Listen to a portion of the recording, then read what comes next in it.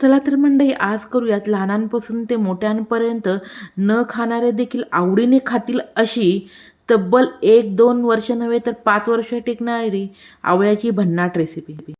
अर्धा किलो आवळे स्वच्छ पाण्याने धुवून पूर्णपणे कोरडे करून झाल्यानंतर बारीक किसणीने अशा प्रकारे किसून घ्यावेत. जाड बुडाच्या भांड्यामध्ये आवळ्याचा किस मध्यम आचेवरती 3 मिनिटे परतून घेऊयात. अर्धा किलो आवळ्यासाठी सुरीने बारीक चिरून घेतलेला अर्धा किलो गूळ घालून आता मध्यम आचेवरती आपण 20 मिनिटे गुळामध्ये हा किस शिजवून घेऊयात.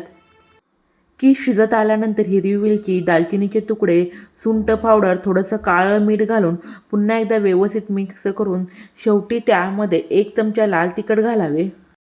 गुळाचे 90% पाणी आटल्यानंतर गॅस बंद करून मुरंबा पूर्णपणे थंड करावा.